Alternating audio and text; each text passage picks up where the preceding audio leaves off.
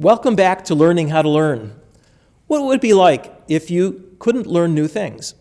You would not be able to remember new people you met or remember what you were told.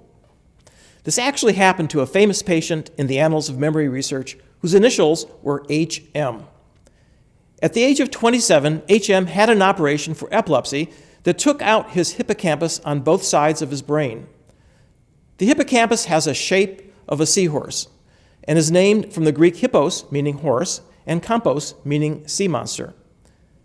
The operation was a success. The epilepsy was cured, but the price was steep. HM could no longer remember new things.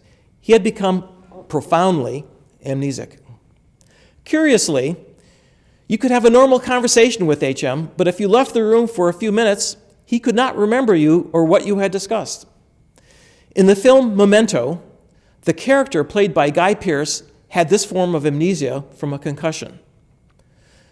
Note that he tattooed his body with messages so that he would not forget what he had to do. HM could learn other things like a new motor skill, but he could not remember having learned it. There are multiple memory systems for different types of learning. From the studying HM and animals with similar operations, we have learned that the hippocampus is an important part of a brain system for learning and memory of facts and events. Without the hippocampus and its inputs, it is not possible to store new memories in the cortex, a process called memory consolidation that can take many years. HM could remember things from his childhood, but he had trouble remembering things that had occurred in the years just before his operation, things that had not yet become fully consolidated.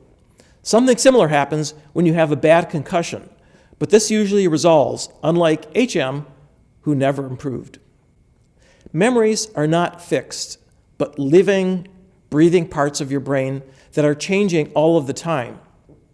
Whenever you recall a memory, it changes, a process called reconsolidation. It is even possible to implant false memories, which are indistinguishable from real ones, by simply suggesting and imagining, especially in children who have vivid imaginations.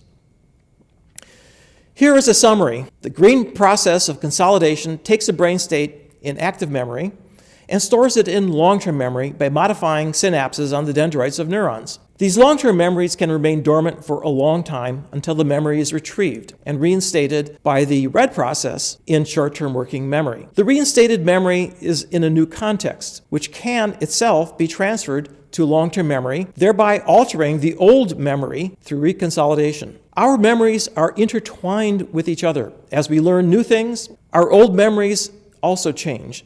Like consolidation, reconsolidation also occurs during sleep. This is why it is more effective to space learning over time, rather than mass learning all at once. If you want to study something for an hour, you will retain it longer if you spend 10 minutes each month over a semester than an hour on one day. In contrast, if you wait until the day before an exam to cram the material, you may be able to retrieve it the next day on the exam, but it will quickly fade from memory. In addition to neurons, brains have several types of supporting cells called glial cells. The astrocyte is the most abundant glial cell in the human brain. Astrocytes provide nutrients to neurons, maintain extracellular ion balance, and are involved with repair following injury. In this photo of the cortex, the astrocytes are stained green and the neurons are blue. The intricate arms of the astrocytes wrap around the neurons, each embracing thousands of synapses.